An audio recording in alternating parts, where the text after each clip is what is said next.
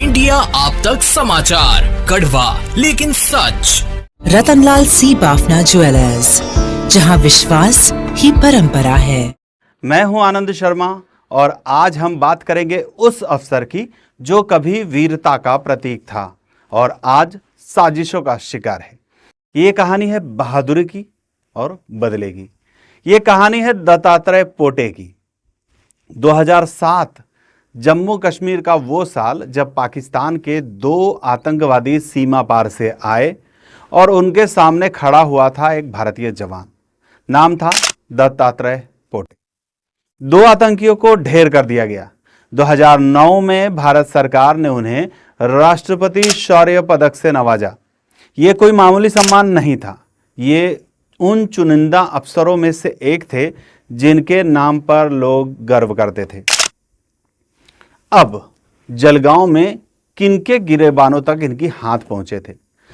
शौर्य से लौटे पोटे ने जलगांव में कई कुख्यात अपराधियों को सलाखों के पीछे पहुंचाया। जैसे कई गैंग्स, गुटखा, नकली शराब से जुड़े गिरोह और छुपे हुए कई नेटवर्क्स को इन्होंने खत्म किया। पर जैसा होता है जब आप सिस्टम को साफ करते हैं तो कुछ चेहरे आपके खिलाफ हो जाते हैं। अब लगता है कि वही चेहरे आज दत्तात्रेय पोटे की छवि को धूमिल करने में लगे हुए हैं।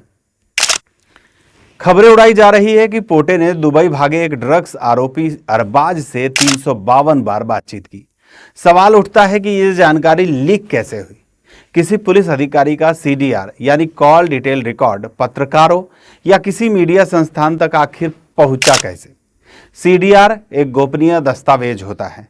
उसे लीक करना IT एक्ट और ऑफिशियल सीक्रेट एक्ट का उल्लंघन है। इस लीक के पीछे कौन लोग हैं और क्या ये लीक भी एक साजिश का हिस्सा है?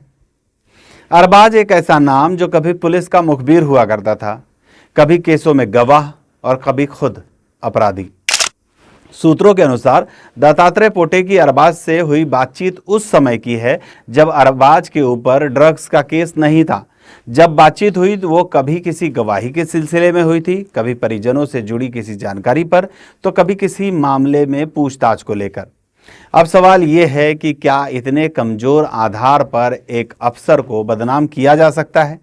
क्या यह सिर्फ पोटे को बदनाम करने की कोशिश है या फिर पुलिस डिपार्टमेंट के अंदर ही कुछ लोग ऐसे हैं जो नहीं चाहते कि एक ईमानदार अफसर यहां पर रहे? क्योंकि अगर सच्चाई ये है तो सिर्फ दत्तात्रेय पोटे ही नहीं बदनाम हो रहे हैं, बल्कि पूरा पुलिस महकमा शक के घेरे में आ रहा है। ये स्क्रिप्ट किसी को भी चिट देने के लिए नहीं है, लेकिन ये सवाल जरूर उठाती है कि क्या हमारी व्यवस्था इतनी कमजोर हो गई है कि सच्चाई सामने आने से पहले किसी को अपराधी घोषित कर दिया जाता है, वो भी मीडिया में खबरों को घुमाकर। क्या हम एक बहादुर अफसर को साजिशों के हवाले कर देंगे? अगर आपके पास भी कोई सच है तो उसे सामने लाइए, क्योंकि जब साजिशें जीतने लगती है तो सच्चाई की हार नहीं होती, समाज की हार होती है। मैं हूं आनंद शर्मा और ये थी हमारी खास रिपोर्ट, तथ्यों के साथ, तर्कों के साथ और सोचने पर मजबूर करने वाले सवालों के साथ। नमस्कार। जळगावची नवी ओळख वस्त्रनगरी सुरेश कलेक्शन्स अँड क्रिएशन 80 फुटी कांगळदा रिंग रोड, राधाकृष्ण नगर चौक, छत्रपती शिवाजी नगर, जळगाव। सौंदर्य विश्वाची 73 वर्षांची परंपरा। Suresh collections and creation, Jalgaon. Hey guys, ताज़ा खबरों के लिए लाल बटन दबा के सब्सक्राइब करें और तुरंत खबर पाने के लिए घंटी के बटन को दबाएं।